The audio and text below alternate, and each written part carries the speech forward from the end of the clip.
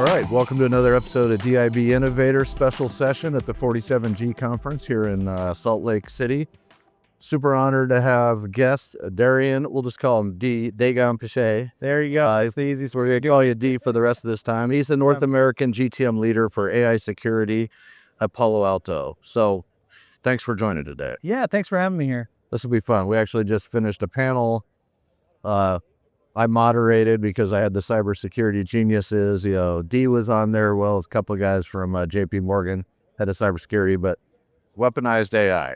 Weaponizing. Topic. Yeah, So it was a pretty interesting panel.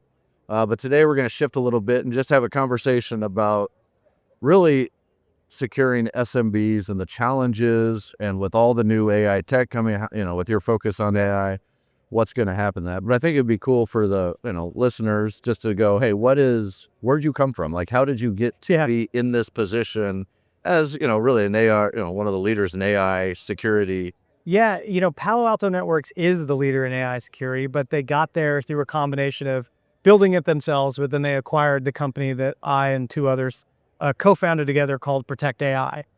So myself, Ian Swanson, Badr Ahmad started Protect AI. We were the world's leader in security of artificial intelligence for businesses of all sizes, whether it was JP Morgan, which is how we got there as a key partner for us, or whether it was very, very small 3-5 person firms and everybody in between.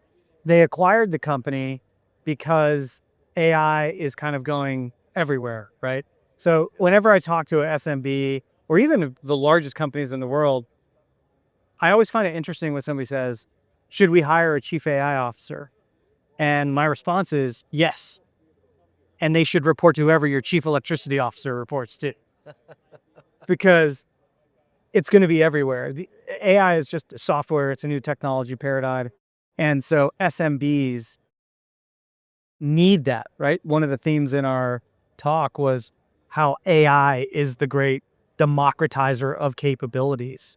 And so that means SMBs and the focused radical can really benefit from that technology. So how did you come up with the idea of doing this? AI is coming out. Were you already in? Yeah. Prior to that, my co-founder and I, we were leading the AWS go-to-market teams for all the managed AI services at AWS. So that included everything from SageMaker to Bedrock to all these personalized services. And without going into too much detail, what I'll say is we discovered some customers that had an AI security thing. And we thought, hey, this is a eureka. And this was back in 2018, 2019. And we were aware of LLMs, and we'd met OpenAI before everybody knew who they were. And we were just realizing that companies of all sizes, SMB to large enterprises, were building AI stacks and had AI technologies somewhere in their operations that were escaping traditional security needs. Fast forward to 22, and we started the company. We would show up and we would talk to CISOs of all kinds. Big banks, small, medium enterprises. I remember talking to trailer manufacturers once, all the way downstream to like 10-person firms. And we'd say, hey, you need to think about security of your AI. And they would say, that's not a thing. Then Sam Altman came, introduced ChatGPT, scared the hell out of everybody, and our phones started ringing off the hook. Oh, really? Remember that thing we said isn't a thing? Turns out you were right about the thing. Can you come educate us? And so that's where it started. And then we just kind of took off from there. Yeah, it's so needed and such a challenge. What is the challenge, if we just talk about AI agents, at a high level? Yeah. Why is that hard to secure, and why is it so different than, let's say, any other technology that's been brought forth? Yeah, I don't know that it's necessarily any different than any other technology. And again, this was one of the things that we were talking about, David, on the panel, which was like, hey, AI is just software, but it's a different type of software because it has different components involved. And so you need tools for your existing processes to kind of extend into that, right? So think about like vulnerability management, something that every SMB, SME, all of Radical's customers do. You just need some specialized tools and capabilities to take your existing vulnerability lifecycle management processes into AI components, whether it's models, agents, MCP servers, all the new things that are coming out, right? You just have to take what you're doing today and extend it into how you're going to cover AI, right? So when it comes to things that we would normally worry about, application security, secrets, API keys, those data privacy, regulations, reporting, vulnerability lifecycle management. It doesn't matter what it is. You just need new tools that complement your existing capabilities to cover your AI things. No, that's good. So let's pivot a little more to then talk about SMBs and the challenges they have with security, and what are some highlights you've seen as you were an SMB yourself in the security space, but the challenges they have with security themselves. Yeah, it's interesting because when you think about the vitality of the US economy, it is the backbone of that. Like, yes, all the mega caps get a lot of talk, but the backbone of that is really small, medium enterprises, small, medium businesses. That's why we did DIV innovators. Innovators are small companies. Right. So all the integration that happens in small enterprises is so fascinating. And we've seen this with every technology transition, right? And let's take the most recent one to the cloud. SMBs struggled if they were legacy SMBs. Now, there's a difference for saying, hey, I'm an SMB that was born in the cloud versus an SMB that has to make a transition to the cloud. Just like I'm an AI native company because I started my business today versus when I started my business 10 years ago or 15 years ago, completely different world, right? Yeah. AI is going to, if I'm starting a business today and I'm not using AI for like very basic things, accounting, CRM processes, just doesn't matter what it is, I'm at a competitive disadvantage, right? But the companies that have been around and have to continually fight to not only stay alive, but to grow and thrive, there's this hollowing out because the new talent for new technology, whether it's cloud, mobile, AI, tech du jour, right? Agents in the future, they go to the poles. They go to either the polar end of the really big companies, or they go to the polar end of the, white hot startups. And so there's this inverted bell curve in the middle. And that inverted bell curve creates a problem.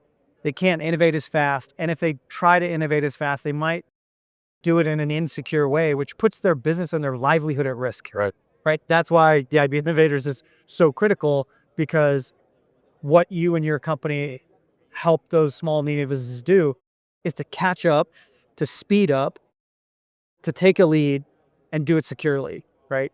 And AI is no different. So we look at, one of our theses is, it was pretty well proven. It's not really a large jump is, big companies. So the JP Morgans, they've got SOCs, they've got, I'd say vertically, very capable and advanced tech, tech solutions. They've got people, engineers to bridge those together so that they can work through it. SMB can't afford the best products, can't afford the best tech, can't afford the people, can't afford the integrations.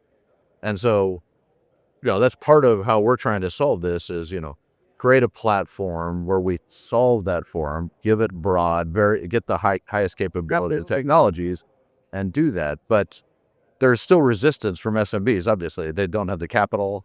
It's a struggle. They want to make their drone, like over here. They're just the drone companies. They're making their drone. They don't want to worry about security. So how do we communicate to SMBs just like, dude, this is important? Well, there was a speaker this morning, right, who talked about, and this went hand in hand with our weaponization of AI, which is that if you think of AI as a great democratizer, what it means is that any business of any kind is a target. And it's a target for either a nation state, for sure. Like all these drone companies, if you're out there making drones, guarantee you the nation states are hitting these guys. China's right now inside their system, probably. Russia, China, Iran, North Korea, some of the LATAM countries, and honestly, some of our own allies. Let's just call it what it is, right?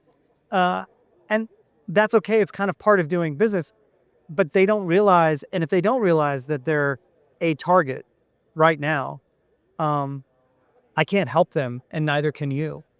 What will help them is that when their competitors have a problem before they do, or they have a problem and their competitors don't, right? We saw this early on with AI security, where the biggest companies in the world, the biggest firms in the world, were like, AI security is not a thing. Yeah, I can imagine. And then all of a sudden, somebody got hit. Now it's a thing, right?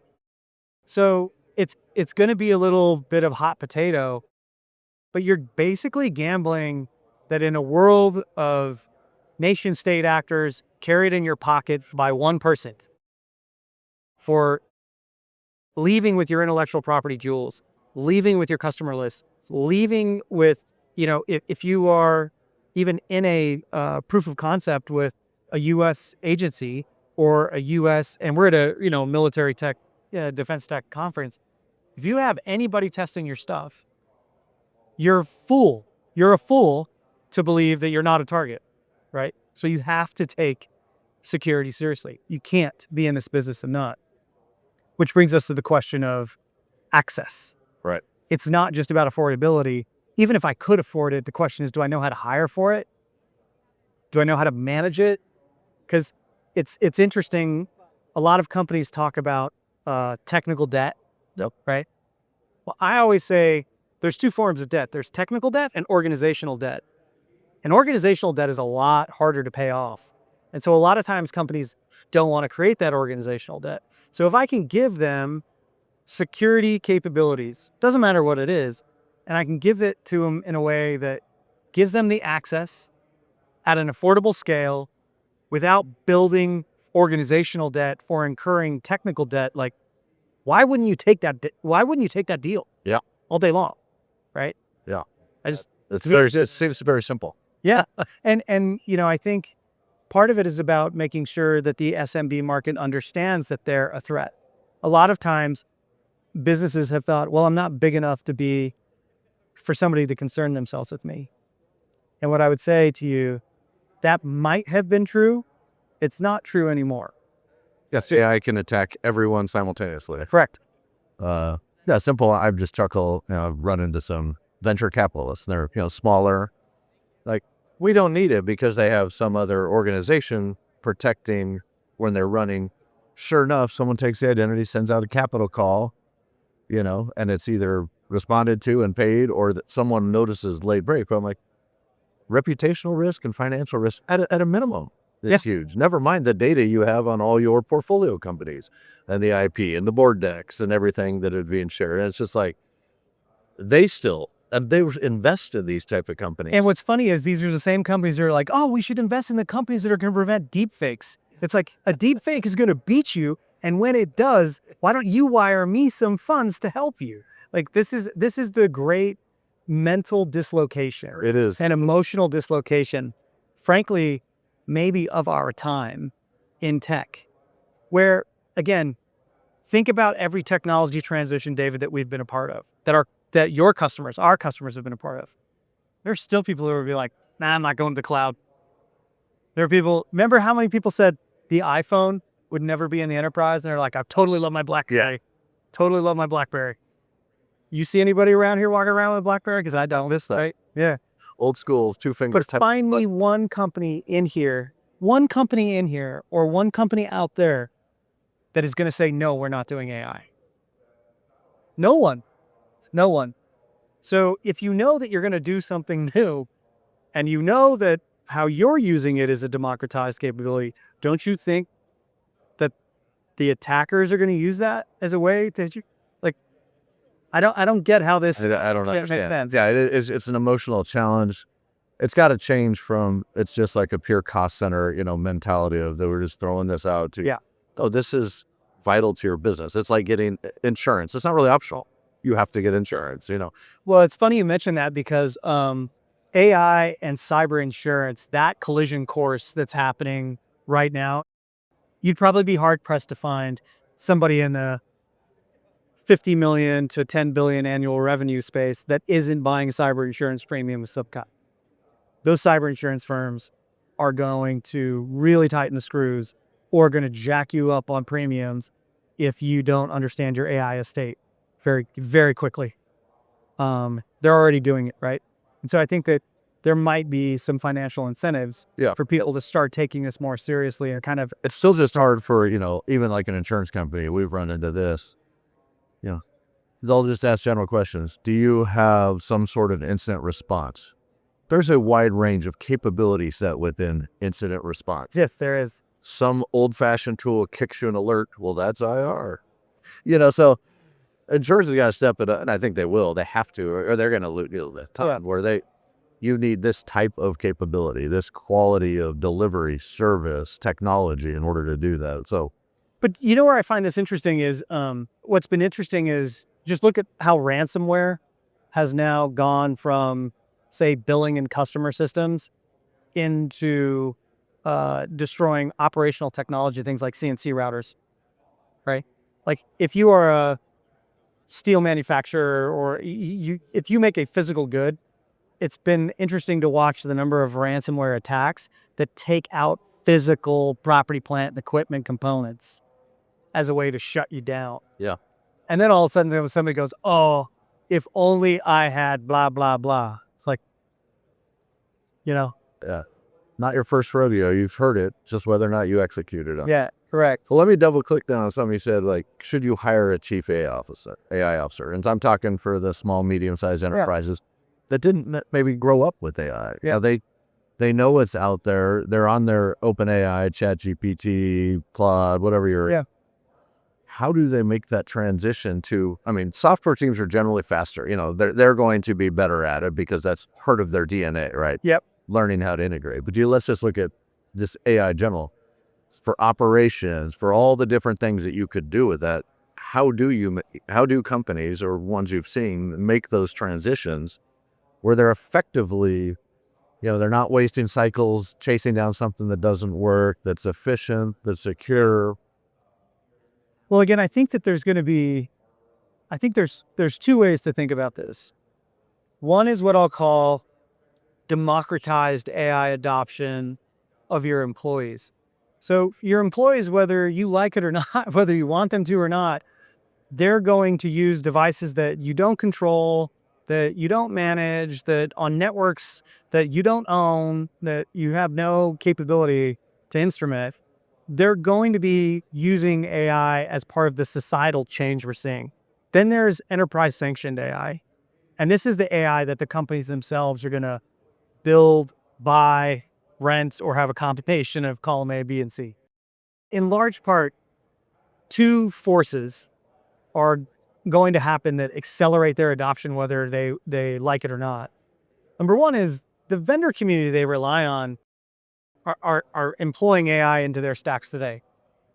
If you're on Salesforce, Microsoft 365, Google Ads, doesn't matter. Like, Oh, yeah. take any business function you want. There's not a vendor today that is not going to kind of put AI into that operational component, whether you want it or not. Like it's fighting gravity. And at the same time, your labor pool, as you hire more people or as somebody leaves the company and you replace it with somebody else, the chances of that person not being comfortable, familiar, or capable of utilizing AI in their own daily jobs or understanding how AI in their function is going to be utilized, the chances of that happening just diminish by the day, right? Which brings us back to, so then what do you do to secure it? And we talked about this. Customers they'll take SaaS software from any company that comes in the door. Yeah. That's probably not the smartest thing to do, because the more sophisticated ones will say, hey, well, at least we have a checklist of how this SaaS security, like, do you do A, B, C, D well? They're going to need that for AI security. Do you keep our data secure? How do you do it? Do prompts and responses? How do you guard agents? I'm not saying that I'm here to give the framework, but Sure, yeah. they're going to need it. So on one hand, your question is about, are they going to struggle with adoption? And this is the first time where I probably say no, because there's no escaping it. Right. So once I have adoption, Then the question becomes, how do I operationalize that in the most secure way? That's a lot harder to do. It's why your firm exists. It's why tools like ours exist for your firm to provide the SMB market this criticality, right? Like, we've got to serve those. Yeah, we do, and it's so important. I mean, our national security interests, the freedoms of America is all based upon companies and capitalism and going out and not having it destroyed by, bad actors.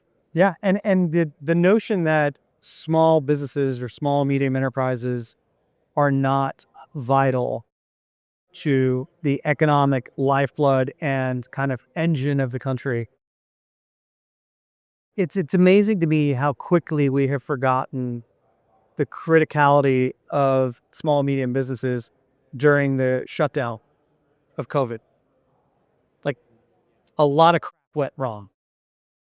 And whether it was farmers, local farmers, all the way through, just look at routes to market for food, drug delivery, consumer goods, electronic, it doesn't matter what, like, small businesses are throughout that delivery chain, whether it's digital or physical, right? And when you start taking things out because of a government shutdown, now magnify that because of a nation state just hitting the known small businesses in the supply chain rather than the big guys who are at the poles of that, we've got a big, big problem. Huge. Right? And I just think that our short-term memories of that, it's almost like because it was so bad, we don't want to like get triggered, Yes. and go back. Don't want to address it. But we kind of need to address it in a very different way, because the weak link in security for U.S. enterprises is actually the small businesses that big businesses rely on downstream and upstream. Well, I mean, we talked about at the panel, but, the cyber kill chain. Yeah. It's cyber kill chain, but it's the kill chain of our economy. It's that what you just outlined. Don't need to take out the big powerhouses, the big monies. Don't need to take out a bank. You just got to take out the easy targets in the middle, and we're frozen. Yeah. And it's kind of interesting, right? People also forget, like, the Colonial Pipeline attack. Oh, yeah. Right? The Colonial Pipeline attack wasn't about the fact that, like, the pump seals and valves got blown up. No. It was about what? Counterparties. Small businesses, small futures traders couldn't be paid. And everything just froze. So we let the Northeast kind of like be like, get in line, right? And that's because the small business counterparties in the middle couldn't get paid. Like, we have to think about this more prescriptively. And if there's one thing that I hope the viewers and the listeners of this podcast take away, it's that AI is a blessing and a curse, but you have to be secure and you have to use it for security. So, like, call people who know. Right? That's right. Just go in that direction. Now, this has been great. Really appreciate it, Dee. It's been a pleasure getting to know you this week, and look forward to it. So thank you much. Thank you.